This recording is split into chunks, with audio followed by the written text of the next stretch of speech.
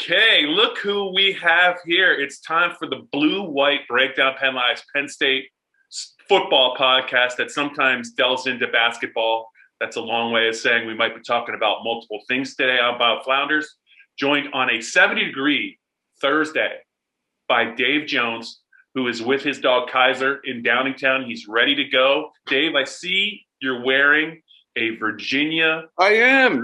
What are the chances? So you're going to bring up Poindexter right away? Is that in honor of Anthony? No, it was just I looked down and I thought, geez, this keeps happening. I wear this for him. I wear Pitt for James Franklin. I think he loved that. That was a nice touch. That was every shirt I have that I wear in the house and out of the house these days is a college T-shirt. You know me. I mean, I probably have 100, so somebody's going to pop up every day. It's just total chance. Are you still in the winter? Were you still wearing that UCLA? It was like a combo. It was UCLA sweatpants and a UCLA. Was it a shirt? Remember? Oh, it was a hoodie, man. You still got it? It was the best hoodie I ever had. I got it from a bootlegger outside of the. I had a bootleg UCLA guy. Yes, he was a bootlegger sitting outside the Indianapolis, one of those Circle Drive hotels. It was a Wyndham. I was there and I bought it. This guy was like perched outside the restaurant, kind of in between I don't know how he did it, but he got a table like outside, almost outside. And he was selling this stuff I'd never seen before. It certainly wasn't licensed merchandise. He was just this guy. And it was beautiful and embroidered. It had those beautiful colors, the blue, the baby blue and the gold. And I loved that thing, man. It was all embroidered. It was perfect. And I think I left it on the back of my car as I went down the driveway one day. And I think when I pulled out of the driveway, it just plopped onto Norwood Road and some jackass picked it up. And don't blame the jackass, Dave. Who left it on the back of his car? If you look around and you can't find the jackass, you're the jackass. You're it, yeah. You can't find the mark, Dave, in the room. After looking around, I think you might be the mark. But that thing was beautiful. That was my favorite sweatshirt of all time. Yeah, I'm really into college T-shirts, college sweaties. You are too, kind of. You. Sure. I got you that nice Clemson visor. Once my head shrinks about 2 inches in diameter, it's going to be all I wear. It was too small. Well, look at this. Look at this. Yeah, you kind of got a Mark Lennon light over here. You kind of got a Michael Robinson, Oprah Winfrey size head there. It's tough. My neck's exhausted a lot just from trying to strong to carry the weight of it. Stronger than it would normally be. Well, my head keeps expanding, so that's the problem. The average human head weighs 8 pounds. Didn't the kid on Jerry Maguire say that? But yours is 12. Yeah, mine's about 12 or 13, unfortunately. Yeah. Dave, I read what you wrote about Poindexter. I really liked it. What was your one or two impressions about Penn State's new co-defensive coordinator, safeties coach? I love the fact that he talked about how the safety position has changed from when he played to how it's played now. And he was pretty candid and said, I don't know how well I would do in today's game because he was a different kind of safety. Yeah, it was your suggestion. I should give you credit because that was a really good idea. It was based on that great game 25 years ago that you attended in November. It was like Halloween, right? November, yeah. It was November or late October. Yeah. The Patriots staff was there. 1995. Yes. Great tailgating night. Yep. You might have had a beer or two. I might have had a couple beers with Dan Carroll, Rod Frisco, Jay Rotz, Fred Sprunk, Tom Flynn. Yeah, I'll name drop. Was that a good setup at Scott Stadium? I know Rutgers kind of left you guys in a tizzy. You weren't happy about Rutgers, didn't you? Probably the best game I've ever seen on the college level. In person. Yeah, but just because of the fact that you described it, Florida State never lost. They've owned the league, and no one really realized how talented that Virginia roster would go on TV, and they Yeah. played them off their feet, man. I knew a little bit. It was a really big get for UVA, for George Welsh especially, to get the Barber brothers. Tiki and Rondé were legendary at Cave Spring High School, which was really a Virginia Tech outpost. Absolutely. I mean, it's over in the Blue Ridge in Roanoke, and one of my best friends, Doug Aliff. You met Doug back in the day. He went to school there. It was a big deal for UVA to get those guys, and Tiki had one of the greatest games any back has ever had on national TV. I think it was 313 total yards, 193 on the ground, and Florida State couldn't stop him. And you didn't see that very often out of Florida State in the mid-90s. But it came down to one play where, should I do it like Bobby Bowden? We had a 6 yards to go. And we're talking over there on the sideline, and I said, why don't we do something? You know what we ought to do? You know what I'd like to do? Why don't we? And they did a direct snap to, another one of the greatest players of all time, especially college players. Well, didn't Workdone have like a knee injury then later in his career? He was a little guy. He was pretty good on the NFL level too, but he just wasn't big enough, I think, to not such a force as he was in the NFL. Yeah. But Florida State, even though they had Danny Cannell playing quarterback, they were pretty much a downhill. Yeah, I know. It's not like you highlight him anyway. And they were a downhill, two back. It's a different era, man. And safeties had to be different. But they had a one back set this time with Dunn's kind of over to the left of Cannell. They've got an extra wide out. They got an extra guy in the slot. So Poindexter had to be over on top of that guy. And it was designed that way because they wanted to run that ball. I mean, all of these receivers were just decoys. Yeah. It's not like an RPO play or something, some sort of option play like you have now.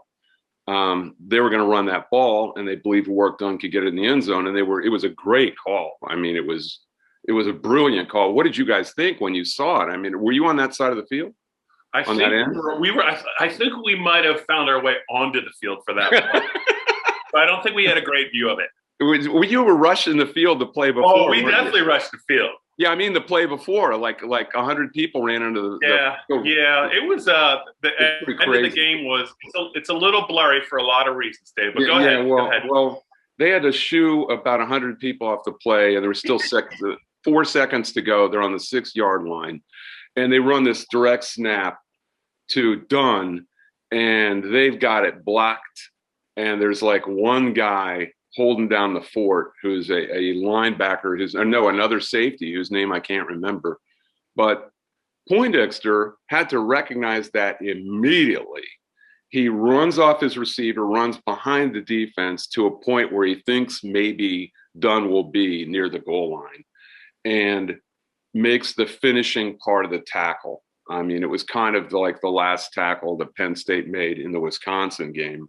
Mm-hmm. Where Grant Haley gets all the credit, but if Marcus Allen doesn't come in there and help out, it's going to be a first down. Right. This was the same thing. If Poindexter doesn't come over and help out, it's a touchdown, and Florida State wins because that's the last play. It was critical, and the recognition and the fact that he had instincts to know that as soon as he saw the ball leave, it was boom. And I don't know if you can teach that. So that's what I was asking Anthony is, can you teach that kind of thing? And his answer got into a lot about, I mean, he was a hammer dropping strong safety, man. I mean, he was like David Fulcher, not that big, but like could somebody like David Fulcher play in today's game? Absolutely not. The NFL? No. Roy Williams couldn't play, right? No. Those guys would be obsolete, and yet David Fulcher was a great player for the Bengals in the late 80s and early 90s. He couldn't play anymore. The game has just completely changed. So So Anthony kind of got into the fact that, hey, I don't think I could. He couldn't play in the NFL quite then. He certainly couldn't play now, and he didn't think he could really excel even in the college game right now because he was a different kind of safety. Yeah, and I think that knee injury really, any chance he had, that kind of really kind of took it away from him because he went from being, a great run stopper who could do some things. I think the knee held him back almost as much as his body. He didn't think he could run around in space these days. Yeah. Is the gist of it. So, Dave, this is a perfect lead into Penn State's spring practice. I know you're a big Penn State spring practice guy. You always have been. It starts Monday. It's going to go for about a month. Dave, there might not be a blue-white game this year because of, COVID protocols and all that. So, Bob, don't tell me that. That's I was going to say it's not so. It's going to break your heart. You can't do that to me. Dave, so let's just generally, the way I thought we would approach spring is I want to pick up what you saw from Penn State last year. So I'm going to give you like 4 things, and I want your thoughts on which one do you think is the most important thing that Penn State needs to get better at from last year to this year. I got 2 things right off the top of my head, but you go ahead. You go ahead. I mean, I'd rather hear it from you, but how about what's the number one thing on your list? I think they're interchangeable. I think they've got to they've got to continue to improve at wideout. They've got to stretch the field, and their DBs have to be able to run. If they're going to play speed defense, then they better play speed defense. And right now, they're kind of small and slow, wouldn't you say? The secondary was embarrassed against Maryland, right? In my mind, yes. Those are going to be the more prevalent teams out there in the future. Mm-hmm. I mean, people that don't have a lot of butt-kicking talent at scrimmage are going to follow the Minnesota, Maryland template, where you get 2 or 3 really good wideouts, you can play keep away, and you don't have to play smash mouth at the line. I mean, it's just progressing farther and farther in that direction. Yeah. And Maryland was shredding them up, and Minnesota kind of did in the first half the year before. Yeah. And those are all really good NFL wideouts. Penn State hasn't had any of those guys. Maybe they got one now, but they need more, and they need more guys who can cover them. That's what I think they need the most of. To me, you can say whatever you want about Sean Clifford, but Minnesota and Maryland have not had great, gifted quarterbacks. Tanner Morgan, what? Are you gonna dog Tanner Morgan? I love Tanner Morgan, but you know what I mean. Yeah. 18 for 20 against Penn State in that game. He's accurate. And not only that, he's got guys who can make catches. If they're out here, over here, over here. I mean, Tyler Johnson and the rest of those guys 2 years ago, they were really, really good. Yeah. If you got those guys, you can win ball games without a really super talented quarterback, without a super talented running back. You can do a lot, even without a super talented offensive line. You just got to be able to get the ball out quick. Yeah, so I was going to ask you, Mike Yurcich, who you wrote about. We both think he potentially is the real deal.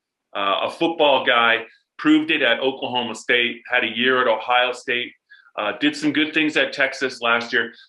Do you think, Dave, that he can coach Clifford up to be the one thing with Sean is I would like him to be more decisive and sudden with his decisions, not hold on to the ball, either get it out right away or throw it away, but don't. I thought in a lot of games early, he made his offensive line look a little worse than it was because he wouldn't get rid of the ball, and sometimes he just did not make some very accurate throws. I think he can be cleaned up. It seemed like, when your feet are wrong, that's when you make those throws. Hackenberg had the excuse that he was constantly getting beat up, and that's why his feet were wrong. Yeah.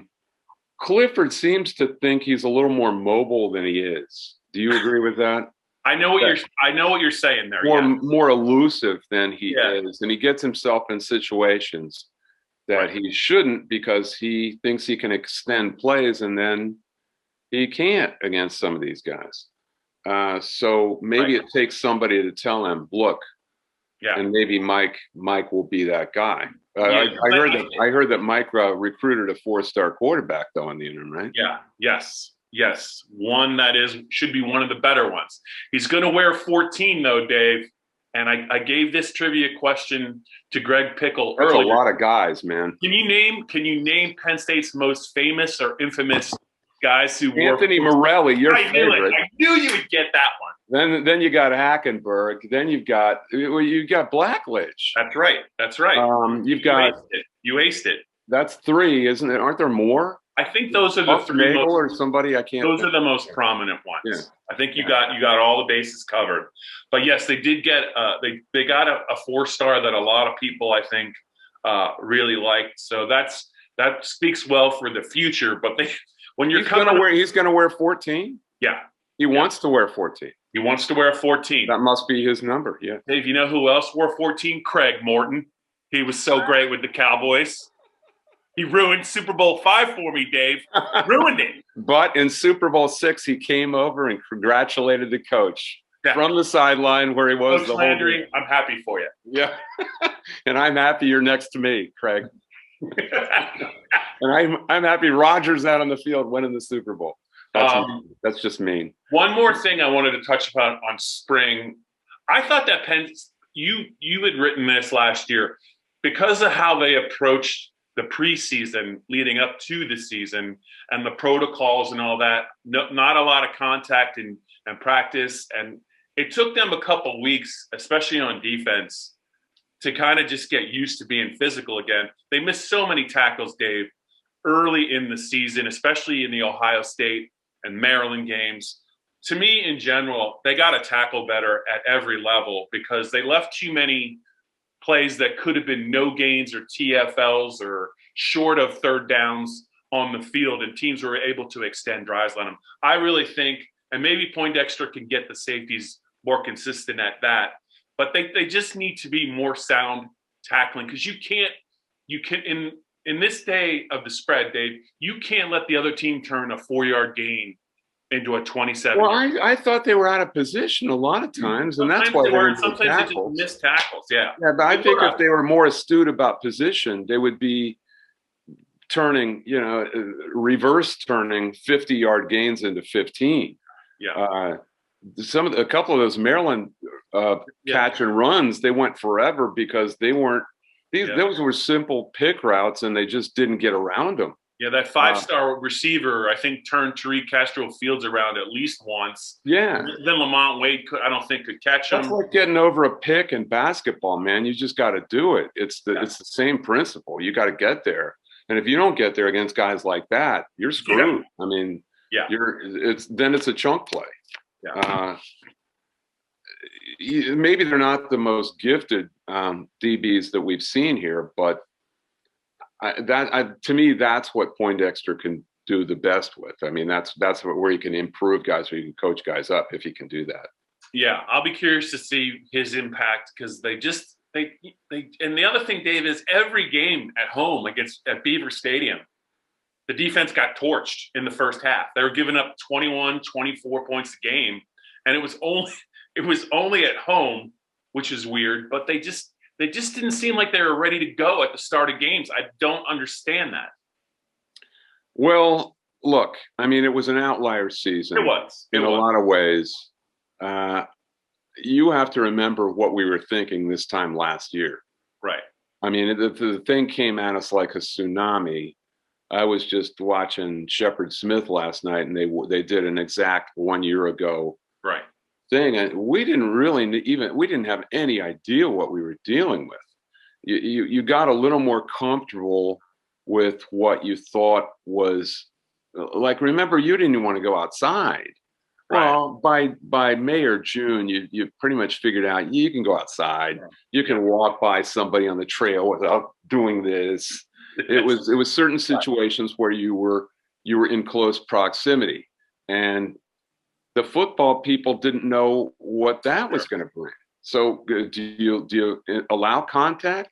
They didn't know what they were dealing with. I think you have to practice contact to be good at contact. So some teams were better than others. I think maybe Penn State had been deficient in the area you're talking about in being in position to make tackles and tackling even before this. So maybe the vaccinations and everyone getting around to maybe normalcy will help. I think it will. Yeah, I just want to see you. I want to see a smile on your face, Dave, at the blue and white game if they hold it. I want you there. I know you look forward to it every year. Hopefully it'll be a great weather day. I'm just kidding. We'll just see what happens. As long as things are a little bit easier in the fall, I think that's all. From covering from a Penn State coverage standpoint, I think that's all we can ask for, right? Yeah, the blue-white game has always been for fans. If you can't have fans, do you remember what's the point? Do you remember how ticked off Bill O'Brien got when Zach Swinnock broke his wrist in the blue-white game?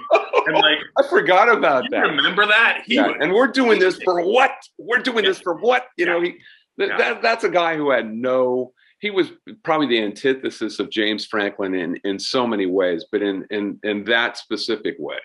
Yeah. You got to give Dave Joyner a lot of credit for hiring this guy and then that guy in two different situations. I don't care what people think about Dave Joyner regarding Paterno. It doesn't matter to me. What matters is that he cleaned up the mess and then he built something.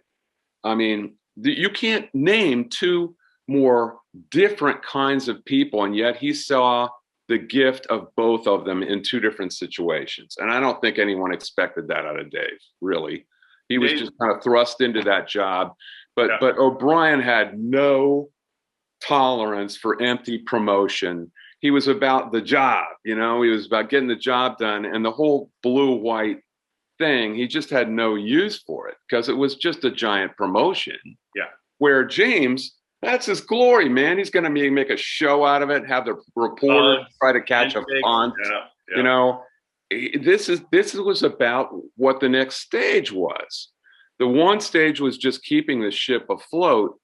Then the next stage was rebranding the entire enterprise. Right. And James Franklin rebranded it in his image. It was brilliant what he's done because he made everyone forget the entire Paterno Sandusky thing. He made it all drift out of everyone's minds, and I really didn't think that was possible. I mean, who even talks about that anymore when recruits talk about Penn State? Right. They don't. That's because of Franklin.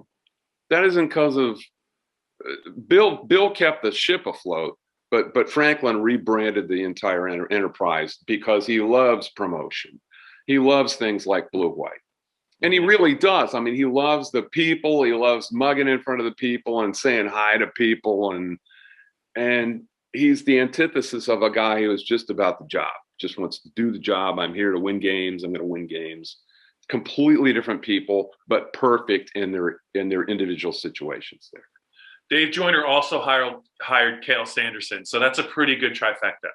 Jeez, I forgot about that. He's only the greatest coach in the history of organized sports. Too bad he's not there now to hire a basketball coach. Perfect segue. I love it. I wanted to ask you, by the way, it's the blue-white breakdown. This is going to be the basketball edition, but Dave Jones and I, Bob Flounders, we're talking Penn State football. We talked a little Florida State football earlier. We're going to bounce around a little bit, but Dave, let's switch it to basketball. I have 3 things to get to with you. One, I'll let you have it. St. Joe's isn't in the tournament, Bob. Shut up, Dave. Just so I get that out of the way. We're taping this on Thursday at noon, just for you guys, so you guys know this. Penn State, as we talk, is still in the Big Ten tournament. It's a fluid situation. And what can you just tell me your thoughts in general, Penn State's season from what you've seen from it real quick? And also, they're going to make a decision very soon on their next basketball coach. What can you share with our You have a very strange juxtaposition between hiring a coach to replace an interim and the interim possibly doing something that makes it impossible for him to be dismissed. Now, they are now 11-13 overall, 8-12 in the league. In a normal year, 8-12 is probably not good enough out of the Big Ten. This year, it's pretty impressive. And they've got, I think they've got 4 quad one wins now. I didn't look at their net today. I imagine it's about 37, 38. They were 34 in Ken Palm yesterday. Those are good numbers. So if they can beat Wisconsin tonight, who's been really struggling, Wisconsin's got great numbers, but they've been struggling lately. They've lost 5 out of 6. They look really kind of log-legged and tired and white bread. And Penn State is a team that matches up pretty well with them if Wisconsin's not playing fast. I mean, making decisions fast. Wisconsin never plays fast. If they win this game tonight at 9:00 in Indianapolis, things are going to get really interesting for Sandy Barber, because she's been interviewing. I think she's been focusing on African American candidates. I don't believe, for instance, Mike Rhodes is in the picture. I think they kind of took some sort of pipe dream at Beeline or Thad Mana and decided, well, we'll pay for, I've heard the search firm has said they would pay for a coach like that, like they have any chance of getting those coaches. They don't. I mean, Penn State has a reputation for doing things on the cheap. Nobody like Thad Mana, who's been out of it for 4 years and has a house in Naples that he spends 6 months out every year, is going to get back into it to go to state college winters and coach for most definitely the toughest job in the league. Why would he do that? With back and foot problems that might not be well. He's not going to do that. John Beeline's been in the national championship game twice. Is he going to get back in at 68 years old, 66, 67, whatever he is, to fight this job? It would be a total rebuilding process. He doesn't have that much time. So forget that. They're not going to pay for anybody else, is what I've heard. And Jim Ferry might end up being the most expedient, cheapest option. Who do you think? I'll put this to you, Greg. Not Greg, but I'll put it to you, Bob. Greg Marmalard. I know what you're doing. Who is the cheapest coach right now? Who has the smallest contract per year? Who's making the least this year outside of Jim Ferry of any coach in the Big Ten? You have 5 seconds. Oh my gosh. It's Nebraska. It's got to be. They stink. You could guess about 8 times and you wouldn't get it. All right, then tell me. Juwan Howard. Really? 2.1 million. Yes. That is a really good trivia. According to USA Today's database. Now, what does that tell you? What it tells me is that Black coaches have been neglected so often and so routinely in college athletics, especially in a sport where about 55% of the players are Black and more than half of the assistants are Black. How can there be so few? Only a quarter of the coaches or less are Black, the head coaches. Well, that just shows you. Here's Juwan Howard. Look, I was skeptical about his capabilities for this job because he hadn't been a head coach, but he had all that time in the NBA. It clearly resonated with kids. They have been completely bought in. I talked to Phil Martelli a 3 weeks ago. St. Joe. Phil sings about him. I mean, just sings about his acumen, his astuteness, that he knows exactly what he's doing and how much he learned in the NBA. And yet Juwan Howard couldn't get more than $2 million a year. And what does that tell you? It tells you that these guys are pretty much willing to do anything to just get a chance, because they haven't been given a chance because of rich donors who want somebody who kind of looks like them. You saw what I wrote about Charles Huff and what he said, right? Yeah. That it's not necessarily racism. It's just a bunch of donors who wield such power in college athletics who want somebody that kind of looks like they do and talks like they do. And where are you going to meet those guys? You're going to meet them in the country club. You're going to meet them around where you are. How many of those are black coaches? Very few. Right. And they wield such power in college athletics compared to the NFL or any other pro league where it's basically one guy. It's the owner. And if he signs off on it, it's done. Well, what do owners want to do in the NFL? They want to win. They just want to win. That stuff is all over in the NFL. I mean, we had Tony Dungy go to a Super Bowl and win it. We had Mike Tomlin go and win 2. We had Dennis Green, who could have won 1 very easily. So the people are just hiring the best coach in the NFL. Would you agree at this point? They're really colorblind, I think, right? Well, I think diversity is definitely an issue in terms of getting interviews, but there has been some success, but I would think that they can get a lot better at it. Closer to colorblind in the NFL than in college athletics. Right. You better believe it. And that's because there are these intermediaries in the process, these donors and people you got to please. And the presidents and the ADs want to please those guys because they're writing the checks, man, not the owner. So that's the problem with college athletics. I understand that Penn State probably is eager to repudiate any image problems they had or wipe them away from Patrick Chambers' dismissal based on inappropriate racial comments. And they're looking at an African-American hire partly for that reason, I believe. But there's also the factor that a lot of these guys just don't get a fair chance. They don't get a fair shake. And it ain't all bad if Penn State hires one of these guys, because Dennis Gates, frankly, has a really impressive resume. So does Micah Shrewsbury. These are guys who've proven they can do the job. Is somebody going to give them a chance? Now, I would have picked Mike Rhodes from VCU because, to me, he's just the best candidate for Penn State. But right behind him would have been a couple of the minority hires. And I think that's where they're going to go. Dave Jones, in 30 seconds or less. March Madness is almost here. Give me 2 teams that you like the best that can win the NCAA tournament, likely winners. Give me 2. Baylor, I think, is, I liked Michigan until they got their doors blown off by Illinois. Mm-hmm.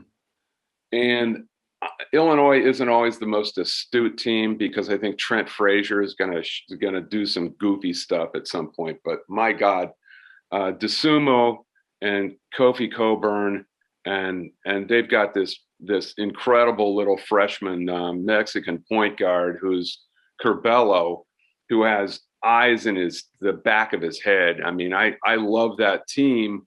I just am worried about Trent Frazier, who I think is kind of like a wild hair in the whole thing. So right now I'm back into Illinois' camp in the Big Ten, but I think Baylor, I think Scott Drew has the best team he's ever had. Who's a kind of a black, a dark horse in this whole thing this is the kind of year where someone weird could win, because all the Duke is out now. They had a COVID protocol. All the heavyweights are not as good as they were. Louisville might not make the tournament. North Carolina, none of these. Kentucky's got a losing record. They're not going to be in it. So somebody unusual could win this thing. I could see 2 teams really making a run. One, Florida State, because they're in every game with Leonard Hamilton, and Dennis Gates from Cleveland State that's his protege. Leonard is his mentor, and the other one, West Virginia is a really interesting team, and they've played in a very good league. And Bob Huggins suddenly has a bunch of shooters, which he hasn't before.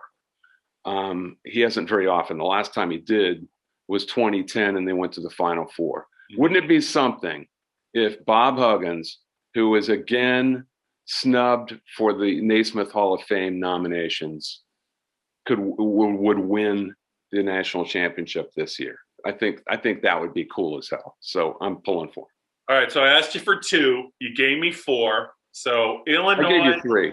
Illinois. No, I did give Baylor, you 4. Yeah. Illinois, Baylor, West Virginia, and Illinois and Baylor would be my favorites.